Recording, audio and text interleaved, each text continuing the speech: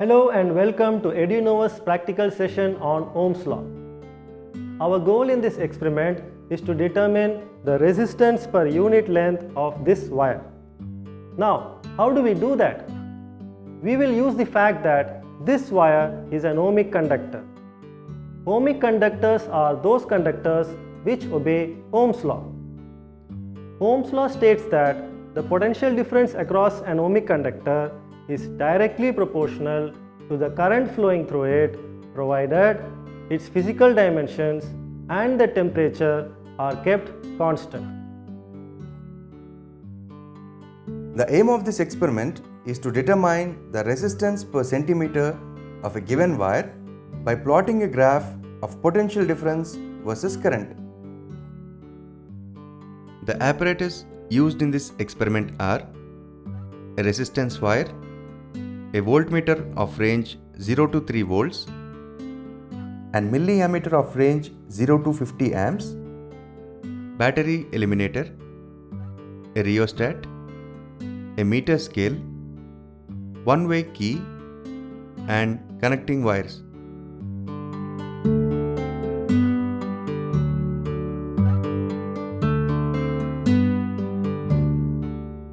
A voltmeter is a device used for measuring electric potential difference between any two points in a circuit. It consists of two terminals, positive and negative. It is connected in parallel with the branch of a circuit whose potential difference is to be measured. A voltmeter consists of a needle that swings to a point at numbers on a scale when a measurable voltage is passed through it. For accurate measurements, the voltmeter must have a very large resistance so that when it is connected in parallel in a circuit, it should not divert much current from the parallel branch. Moreover, it should also have a very small current carrying capacity so that it may not withdraw much current from the parallel branch of the circuit. A battery eliminator is a device that provides an alternate source of power normally powered by batteries. In simple words, it is a rectifier which converts high AC voltage into low desired DC voltage. The battery eliminator operates through the use of power conversion and can alter voltages up or down. It is also used to convert alternating current to direct current. It allows us to conduct experiments through a variety of direct voltages while avoiding the decreased characteristic of dry cell. Usually, a battery eliminator consists of an on-off switch to switch on or switch off the supply, and a light indicator which, when glows, indicates that the device is on. It has two terminals to get connected to the circuit. The red terminal acts as the positive terminal and the black terminal acts as the negative terminal. It also consists of a rotatory switch to get the desired output. If the switch is on 2 volts, then the output will be 2 volts. If you rotate the rotatory switch to 6 volts, then the output will be 6 volts. In this manner, you can select the desired output. The main advantage of the battery eliminator is that the current can be drawn at desired voltages and it doesn't need any charging. This is all about the battery eliminator.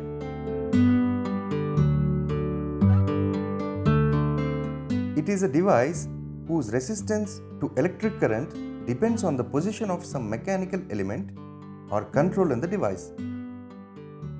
In simple words, a rheostat is nothing but a variable resistance. It consists of a coil of wire with a terminal at one end and a sliding contact that moves along the coil. The wounded wire is made up of a constantan alloy or eureka. Since its resistivity is high and temperature coefficient of resistance is quite small, electric current enters and leaves the resistance element through the contacts. By moving the sliding contact towards or away from the fixed contact, the length of the resistance element through which the current travels can be decreased or increased. Here, we can observe that the sliding contact is moved a bit further from the fixed contact. When the current is passed, it enters through this terminal and passes through the windings and leaves through the other terminal. In this way, the current in the circuit can be increased or decreased. With this background information, I think you are now ready to perform this experiment. Here we have all the apparatus we need to perform this experiment. So let's make the connections as per the circuit diagram. As usual, we will start with the positive terminal of the power supply, since the current starts from there. We need to connect the ammeter, the resistance wire, the rheostat and the key in series with the power supply. So let me start by connecting the positive terminal of the power supply to the positive terminal of the ammeter.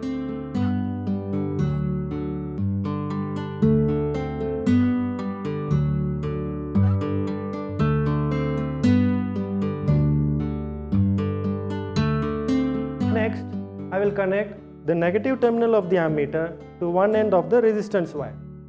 By doing this end of the resistance wire will become the higher potential point, because the current is going to enter this resistance wire from here.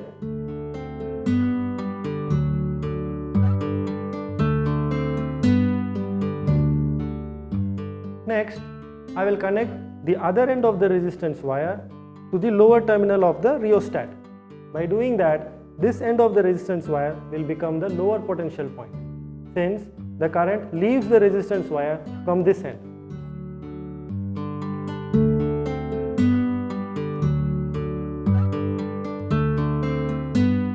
Next, I will connect the upper terminal of the rheostat to the one end of the key.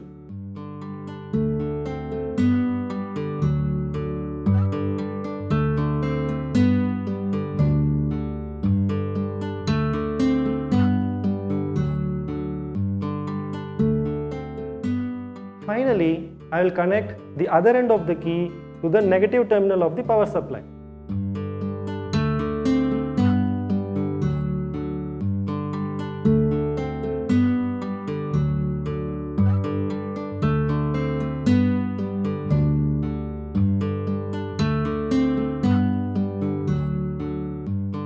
This completes the connections in series.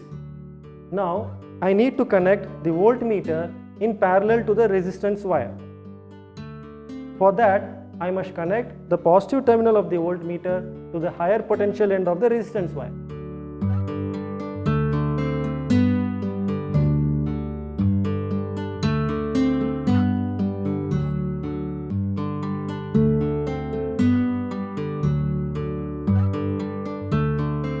Finally, I need to connect the negative terminal of the voltmeter to the lower potential end of the resistance wire.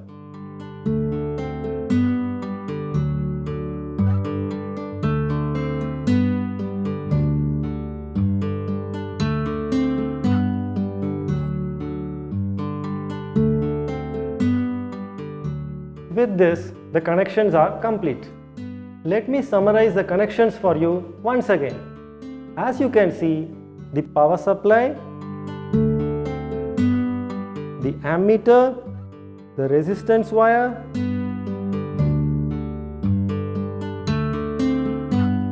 the rheostat and the plug key are all connected in series. The voltmeter is connected in parallel across the resistance wire so that we can measure the potential difference across it.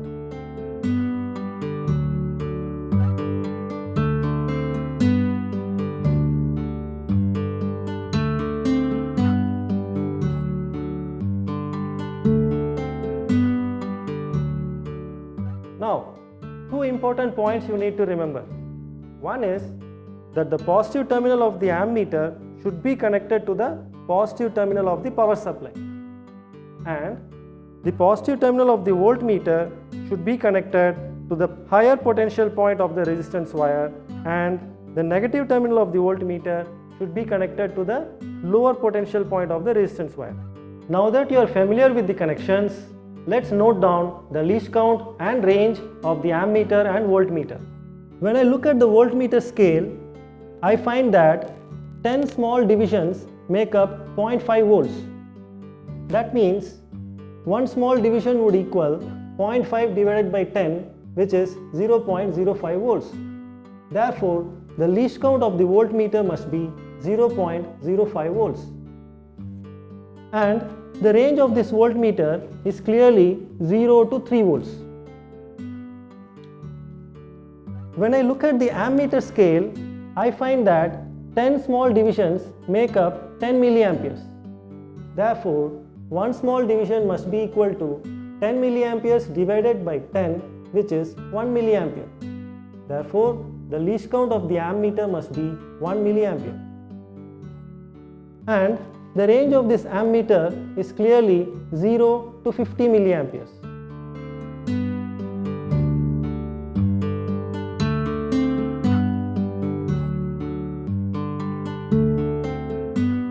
Now let's check for the zero error of the voltmeter and the ammeter. With the power supply switched off, when I look at the voltmeter scale, I find that instead of showing 0 volts, it is showing 0.1 volts. Therefore, the zero error of the voltmeter is 0.1 volts. And we need to get rid of this. So, I will make use of this screwdriver to remove this zero error. What I do is, I will use it to turn this screw in the voltmeter scale so that the needle of the voltmeter coincides with the zero division. So now, the zero error of this voltmeter has been eliminated. When I check the ammeter scale, I find that it is already showing zero divisions. Therefore, this ammeter does not have any zero error. In case your ammeter has a zero error, you now know how to eliminate it by using a screwdriver. Now that we have noted the least count and range of the ammeter and voltmeter and also eliminated their zero errors, let's take our first measurement. Let's switch on the power supply and insert the plug key. Make the resistance of the rheostat maximum by sliding the contact towards the upper terminal of the rheostat. Now, the current through the resistance wire is minimum. Note down the ammeter and voltmeter readings. The ammeter shows 18 milliamperes and the voltmeter shows 0.45 volts. This completes our first measurement. Immediately remove the plug from the key so that the resistance wire will get a chance to cool down before our next measurement. To take the next measurement, all you need to do is decrease the resistance in the rheostat by sliding the contact towards the lower terminal. If you now insert the plug in the key, you can find that there is a new measurement in the ammeter and the voltmeter. Note this down. So you can repeat 3 more times the same procedure by sliding the contact to 3 different positions. Tabulate all your measurements in the observation table and ensure that you utilize the full range of the ammeter and the voltmeter.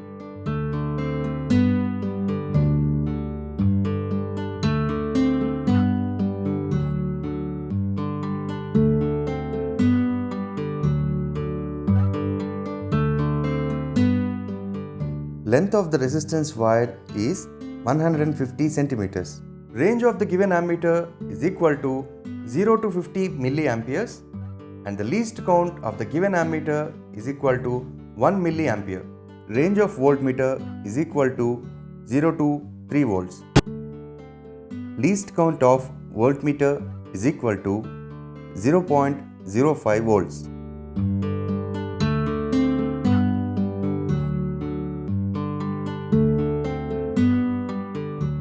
Ammeter reading I in amperes. In the first observation, when the current in the circuit is minimum, the ammeter reading is 0.018 amperes. The corresponding voltmeter reading is 0.45 volts. Therefore, R is equal to V by I in ohms. that is equal to 0.45 divided by 0.018, which is 25 ohms. Similarly, when the current in the circuit is gradually increased, the corresponding ammeter and the voltmeter readings are as follows.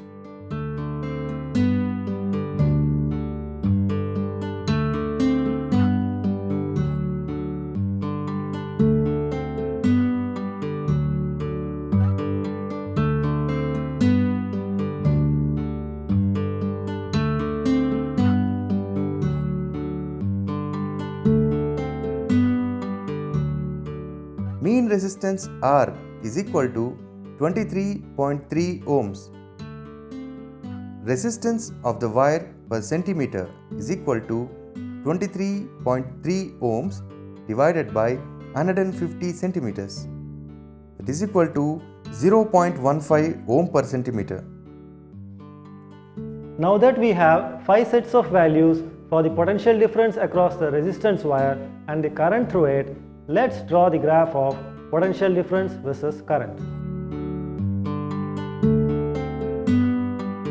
Using the values of I and V, we plot a graph taking ammeter reading I on x-axis and voltmeter reading V on y-axis.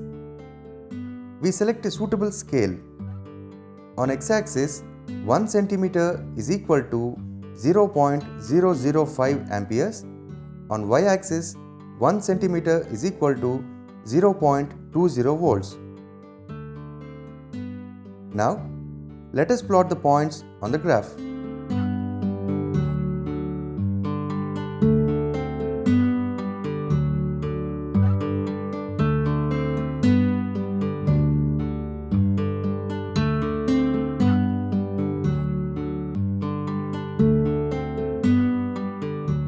Now, join all the points. Then, extend the line to meet the origin. The graph comes to be a straight line as shown here. From this graph, we calculate the resistance of the wire. Draw a triangle along the slope of the formed straight line and name the triangle as A, B and C as shown here. Let us say angle ACB is equal to theta.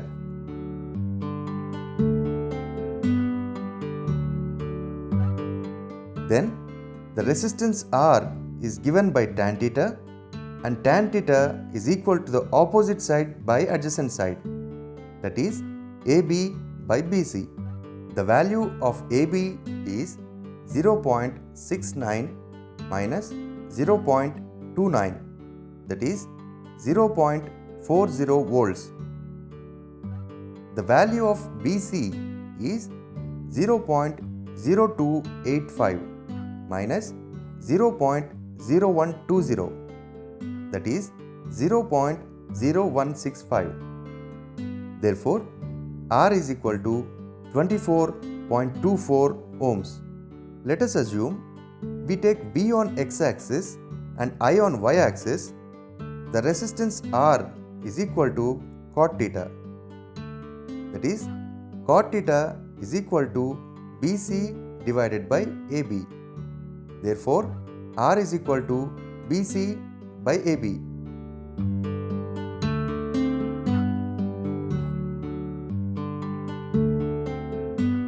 The connections should be neat, clean and tight. The connecting wire used should be thick copper wires and the insulation near their ends should be removed and rubbed with sandpaper. Appropriate range of the voltmeter and ammeter should be taken. If there is any zero error in the voltmeter or the ammeter, it should be corrected with the help of a screwdriver.